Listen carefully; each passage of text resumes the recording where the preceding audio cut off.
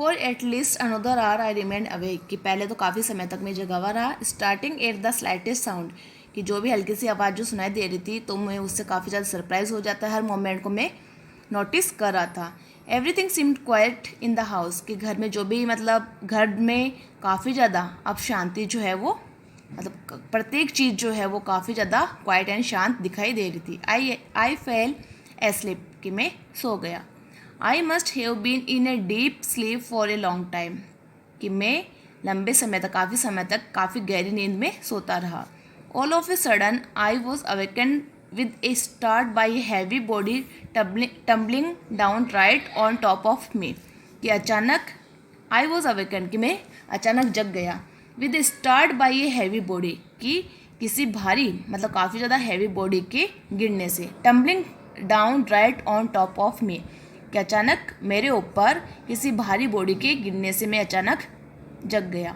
Eight the same time I received on my face, my neck and my chest a burning liquid which made me utter a howl of pain, कि उसी समय जैसे मतलब एक भारी body जो है उसके ऊपर आके गिरी एकदम, तो उसी समय क्या हुआ, I received my on my face, कि मैंने अपने फेस पे, अपनी नेक पे, अपनी चेस्ट पे एक जलती हुई लिक्विड चीज़ जो होती है वो मैंने ऐसा फील किया कि मेरे फेस पे, मेरे नेक पे, मेरे चेस्ट पे एक जलती हुई चीज़, लिक्विड चीज़ जो है वो गिर गई है।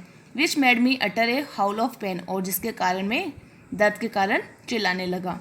And a dreadful noise as if a sideboard laden with plates and dishes had fallen down almost deafen me, और वहाँ पे एक भयानक आवाज़ जो है वो आई, मानो कि मतलब काफ़ी ड्रेडफुल, काफ़ी भयानक आवाज़ जो है वो मुझे सुनाई दी। As if a sideboard means एक cupboard usually kept beside a dining table, की एक कबर्ड जो कि डाइनिंग टेबल के पास में रखी जाती है। फॉर स्टोरिंग कप्स डिशेज, जिसमें मतलब ऐसी कबर्ड जो डाइनिंग टेबल के पास रखी जाती है जिसमें बर्तन वगैरह जैसे डिशेज, जो भी खाना खाने के जो बर्तन होते हैं, कप्स होते हैं, उनको स्टोर करके रखा जाता है। तो ऐसे लगा कि मानो वो जो कबर्ड जो है, जो कि प्लेट्स से डिशेज है जो फुल भरी हुई होती है, तो ऐसा लग रहा था कि सारी जो भी डिशेज यानी जो भी कप्स प्लेट जो है वो सारे गिर गए हो, ऐसी आवाज़ जो है वो मुझे सुनाई दी। ऑलमोस्ट डेफन्ड मी, कि और उस आवाज़ के कारण मैं डेफ यानी बहरा होना, तो डेफन यानी कि उस आवाज़ ने लगभग मुझे बहरा सा कर दिया। The weight that had fallen upon me was crushing me, कि वेट जो भारी बॉडी मेरे ऊपर गिरी थी वो मुझे क्रश कर रही थी, मतलब दर्द के कारण का मतलब उसका जो बोझ जो है वो मैं सहन नहीं कर पा रहा था। And preventing me from moving, और उसका जो वेट है, उस हैवी बॉडी का जो वेट है वो मुझे क्रश कर रहा था, और उस हैवी बॉडी का जो वेट है वो मुझे हिलने डुलने से भी रोक रहा था, मतलब काफ़ी इतना हैवी था कि मैं हिल डुल भी नहीं पाया। I was getting smothered beneath it, smothered यानी unable to breathe because his face was covered by an unknown weight, कि उस वेट के कारण मेरा फेस जो है वो कवर हो गया था, जिसके कारण मैं सांस भी नहीं ले पा रहा था। तो वो कहता है कि जो हैवी बॉडी मेरे ऊपर गिरी थी उसके वेट के कारण मेरा पूरा चेहरा जो है वो कवर हो गया था, जिसके कारण मैं सांस भी नहीं ले पा रहा था। I stretched out my hand to find out what was the nature of this object. I stretched out my hand, कि मैंने अपने हाथ को बाहर निकाला, टू फाइंड आउट यानी ये मालूम करने के लिए what was the nature of this object, कि ये जो मतलब ऑब्जेक्ट यानी ये जो चीज़ मेरे ऊपर गिरी है वो क्या है। तो ये मालूम करने के लिए मैंने अपना हाथ जो है वो बाहर निकाला। आई फेल्ट ए फेस, कि मैंने क्या फील किया, कि एक चेहरे को, कि मैंने एक मतलब हाथ लगा के देखा तो एक चेहरे को मैंने फील किया। ए नोज़, एक नोज़ को। एंड विस्कर्स यानी hair growing on a man face, कि जो शेविंग जो होती है उसको। The hair growing on a man face यानी एक आदमी के फेस पे जो बाल उगे हुए रहते हैं वो। तो मैंने नोज़, फेस, विस्कर्स इनको मैंने फील किया।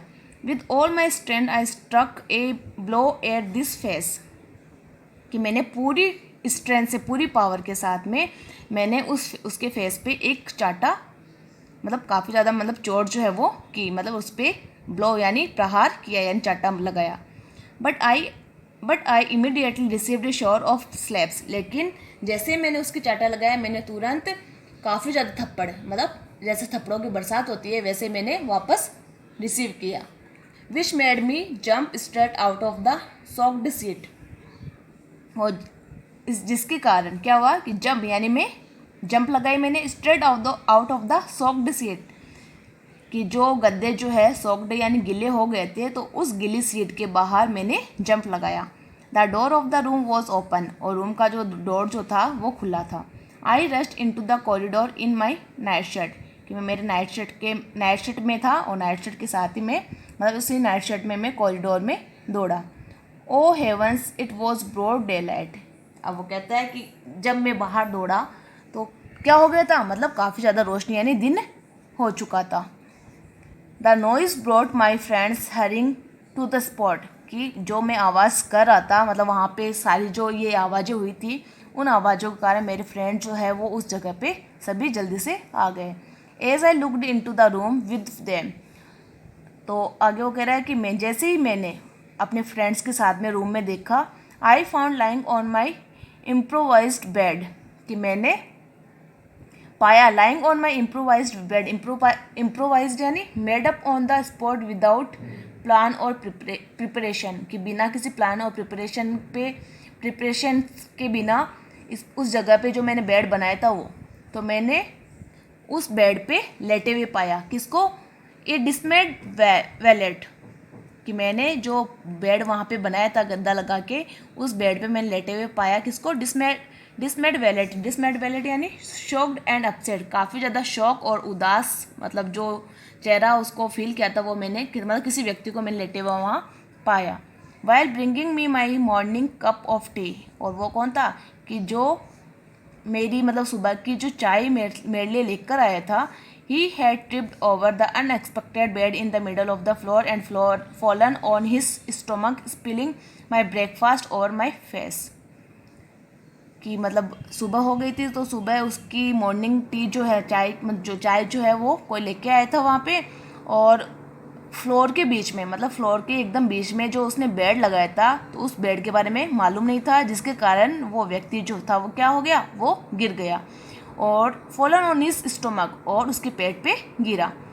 और सारा जो भी मतलब चाय के साथ में जो ब्रेकफास्ट लेके आया था वो उसके मतलब ऑथर जो है उसके चेहरे पे गिरा दिया। मतलब वो जो भी आया था वहाँ पे तो उसके लिए चाय और जो नाश्ता जो लेके आया था वो उसके फेस पे गिरा दिया और उसके ऊपर गिर गया।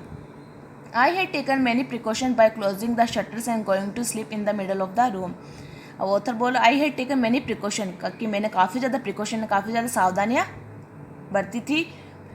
बाय क्लोजिंग द शटर्स, कि जो भी शटर्स जो थे उनको बंद करने में, going to sleep in the middle of the room के बीचों बीच जो मैंने बेड बनाया था उस पर सोने के लिए और शटर्स को क्लोज करने में काफ़ी ज़्यादा मैंने सावधानियाँ बरती थी। But those very precautions had brought about the practical jokes, लेकिन ये जो मैंने ये प्रिकॉशंस लिए थे इन प्रिकॉशंस के कारण क्या हुआ, काफ़ी मतलब ये प्रैक्टिकल जॉक यानी काफ़ी ज़्यादा हंसी मजाक बन गया, कि जो मैंने काफ़ी ज़्यादा सावधानियाँ ली थी उन्हीं के कारण ये जोक बन गया। I had been trying to avoid, कि जिस जोक को मैं अवॉइड करने की कोशिश कर रहा था और काफ़ी ज़्यादा मतलब जोक से बचने की कोशिश कर रहा था और उस काफ़ी ज़्यादा अवॉइड करने के बावजूद भी मेरे साथ में ये जोक हो गया। O how they all laugh their day, और अब वो कहता है कि सारी जो इंसिडेंट जो मेरे साथ में हुई थी उसके कारण सारे लोग जो थे वो उस दिन काफ़ी ज़्यादा हंसे। तो ये स्टूडेंट्स ये लेसन था जो शायद आपको समझ में आएगा। आप इसको एक बार और अच्छे से पढ़ना, जहाँ पे भी आपको समझ में नहीं आए तो मेरे से कांटेक्ट करना और मेरे से पूछना। और इसमें जो भी वर्ड मीनिंग्स हैं जैसे मैंने बताई थी वर्ड मीनिंग्स, यहाँ पे पिकार्डी, रीजन इन नॉर्थन फ्रांस, कि फ्रांस में ये पिकार्डी नामक एक जगह है। और उसके बाद में made much of me, gave me a lot of attention and importance, की काफ़ी ज़्यादा अटेंशन एंड इम्पोर्टेंस देना। At my expense, with me as the target of a joke, की जॉक का टारगेट मुझे बनाना। फेरेट यानी स्मॉल कैट, जो मैंने बताया था कि विच हंस, जो कि जो रैबिट्स होते हैं उनका शिकार करती है और अपने बिल में जाते समय। Victim of the joke, the person whom the others play a prank upon, कि किसी भी जोक का शिकार होना मतलब टारगेट बनना किसी भी जोक का। एग्जैगरेटेड यानी more than there what was usual और नेसेसरी, कि जितना ज़रूरत नहीं होती है उससे ज़्यादा कुछ भी होना। Distrustfully with suspicion in a way that showed he could not trust them, कि ऐसा कुछ मतलब सस्पेक्ट जो भी मतलब ऐसी इंसिडेंट होना जिस पे विश्वास नहीं किया जा सके। कास्ट ए ग्लेंस यानी एक न टू के क्विक लुक, कि किसी भी चीज़ पे एक नज़र डालना। हैंगिंग्स कर्टेंस और other object hung on walls for decoration, की डेकोरेशन के लिए जो भी कर्टेंस और दूसरी चीज़ें वो लटकी हुई होना। उसके बाद में bedstead the frame of a bed, की बेड की फ्रेम, बेड का जो शेप है वो। ग्रोपिंग मूविंग अनसर्टेनली और by touching the things around him as he could not see in the dark, के अंधेरे में देख नहीं पाने के कारण चारों ओर की जो भी चीज़ें उनको टच करते हुए चलना। उसके बाद में स्टार्टिंग यानी making a sudden quick moment because he was surprised, कि काफ़ी ज़्यादा मेकिंग ए सडन, कि अचानक कुछ ना कुछ होना। क्विक मोमेंट, कि किसी भी अचानक मोमेंट से कुछ ना कुछ होना। बिकॉज ही वॉज सरप्राइज, क्यों मतलब अचानक कुछ होना और फिर उसके बाद में सरप्राइज होना, तो उसको स्टार्टिंग यानी शॉक होना। Side board A cupboard usually capped beside the dining table for storing cups dishes and so on, कि एक ऐसी कबर्ड जिसमें जो कि डाइनिंग टेबल के जस्ट पास में रखी जाती है और उसमें कप है, डिशेज है, उनको स्टोर किया जाता है, यानी खाने के जो बर्तन है उनको स्टोर किया जाता है। Smothered unable to breathe because his face was covered by an unknown weight, कि किसी न किसी वेट के कारण चेहरे का कवर होना और जिसके कारण ब्रीथ लेने में अनेबल होना, यानी सांस लेने में अनेबल होना। Whiskers the hair growing on a man face, की मैन मतलब जो भी शेविंग होती है मैन की, तो उसके लिए बोला गया है whiskers. Improvised made up on the spot without plan और प्रिपरेशन, कि बिना किसी प्लान और प्रिपरेशन पे के किसी भी स्पॉट पे कुछ बनाना। डिसमेड का होगा शॉक्ड एंड अपसेट, कि शॉक होना और अपसेट होना। फिर valet a person employed to look after a man's personal items and task, जैसे इसमें बताया था कि डिसमेड वैलेट की मैंने बताया था आपको कि वो आदमी जो था मतलब जैसे ये सर्वेंट्स वगैरह होते हैं तो उसके लिए बोला गया डिसमेड वैलेट, कि a person employed to look after a man personal item और टास्क, कि किसी भी व्यक्ति की जो पर्सनल आइटम और जो उसके कार्य होते हैं उनकी देखभाल करने के लिए किसी न किसी को मतलब उस व्यक्ति को किसी भी व्यक्ति के जो पर्सनल आइटम है और टास्क यानी जो काम है उनकी देखरेख करने के लिए किसी न किसी को जॉब पे रखना। तो ये लेसन है, ये वर्ड मीनिंग जो आपको करने हैं, लेसन को अच्छे से रीड करना, और जो मैंने वीडियो मतलब ये लेसन जो मैं आपको वीडियो सेंड करूँगी उस वीडियो को अच्छे से सुनना। जहाँ पे भी समझ में नहीं आए वहाँ मेरे को कांटेक्ट कर सकते हो। और दूसरी बात कि स्टूडेंट्स ये जो आप मतलब पढ़ाई कर रहे हो तो पढ़ाई से रिलेटेड जो भी आप देख रहे हो वीडियोस, उसके अलावा आप व्हाट्सएप को ज़्यादा से ज़्यादा यूज़ नहीं करोगे। मतलब आपको पढ़ाई के लिए ही व्हाट्सएप को यूज़ करना है। जो भी आपको वीडियोस सेंड कर रहे हैं टीचर्स, उनके अलावा आप व्हाट्सएप का यूज़ नहीं करना। और दूसरी बात, इस कोविड-19 से दूर रहने के लिए मतलब इससे बचने के लिए आपको अच्छे से अच्छा जो भी हेल्दी फूड जो होता है वो आपको खाना है। और व्हाट्सएप का लिमिटेड यूज़ करोगे, ओनली फॉर अपनी स्टडी के लिए करोगे, उसके अलावा स्टडी के अलावा कुछ भी व्हाट्सएप का आपको यूज़ नहीं करना है। ठीक है, ओके।